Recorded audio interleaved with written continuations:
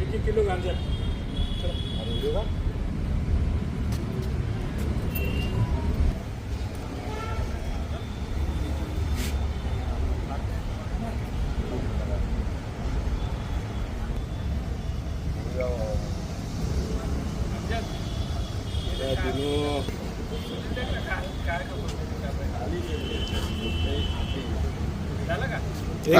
जरा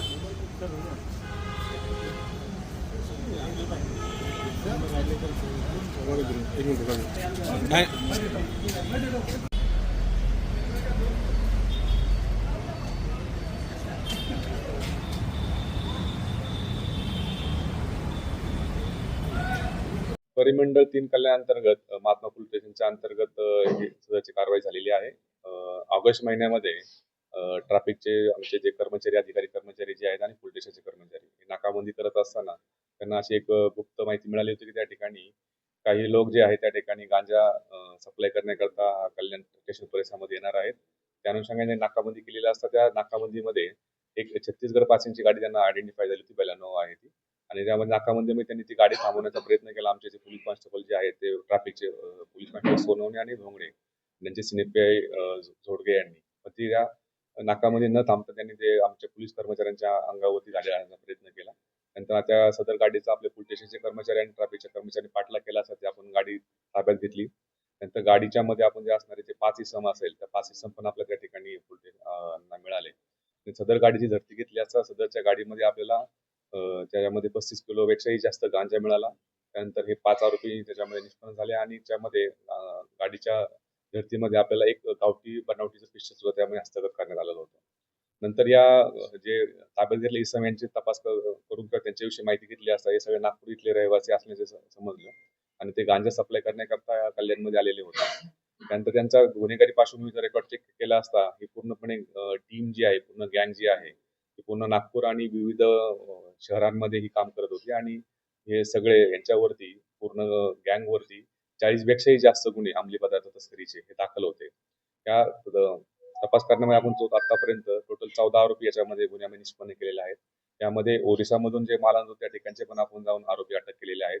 जे माल आणण्यापूर्वी ओरिसा त्यानंतर सप्लाय करणारी टीम जी नागपूरची होती ती सर्व अटक केलेली आहे. या ठिकाणी काही स्थानिक लेवलला सुद्धा हा माल सप्लाय होत होता. त्यामध्ये मुंब्रा असेल, भिवंडी असेल, कल्याण असेल, इतरही भागामधले जे आरोपी आहेत त्याच्यामध्ये आम्ही निष्पन्न करून त्यांना सुद्धा अटक केलेली आहे. अशा प्रकारे एक आंतरराज्य टोळी जी अंमली पदार्थ तस्करी करणाऱ्याचे जे आहे पूर्ण कल्याण असेल, ठाणे असेल, नाशिक आणि मुंबई या भागातील त्याच्यामधून निष्पन्न केलेली आहे आणि त्यांच्यावरती संघटित गुन्हेगारी मोका अंतर्गत ही कारवाई माननीय पोलीस आयुक्त Shri Ashutosh Dumbre sir, joint CP आमचे चव्हाण सर आणि ऍडिशनल सीपी जाधव सर यांच्या मार्गदर्शनाखाली सदरची ही ठाणे आयुक्तालयामधली ही दुसरी कारवाई झाली आहे. त्याच्यामध्ये आपण मोका अंतर्गत या 14 आरोपींना मध्ये सध्या अटक केलेली आहे. सदरचा गुन्ह्याचा तपास जे आहे आमचे कल्याणचे एसीपी कल्याणची गेटे करत आहेत. आता सदरचे आरोपी आता सध्यापर्यंत त्यांना 23 तारखेपर्यंत पोलीस रिमांड दिलेली आहे. ही सदरची जी पूर्ण कामगिरी आमचे senior PI Mahatma Phule police स्टेशनचे बलराम सिंग परदेशी, त्यानंतर त्यांची डीबीची टीम, संपूर्ण टीम, पीएसआय मडके, एपीआय भुजबळ या सर्व टीमनी केलेलं आहे. त्याचप्रमाणे नाकाबंदीमध्ये ज्यांनी गाडी पकडली ते आमच्या ट्रॅफिक डिव्हिजनचे कल्याणचे सिनियर पीआय त्या ठिकाणी मिलिंद झोडगे, त्यानंतर पोलीस कॉन्स्टेबल सोनवणे आणि पोलीस कॉन्स्टेबल धोंगडे यांच्या पूर्ण टीमनी ही एक सतर्कपणे त्या ठिकाणी नाकाबंदीमध्ये आपल्याला ही पूर्णपणे गाडी आणि त्यानंतरचे आरोपी आणि पूर्ण गँग आपण त्यामध्ये निष्पन्न करू शकलो.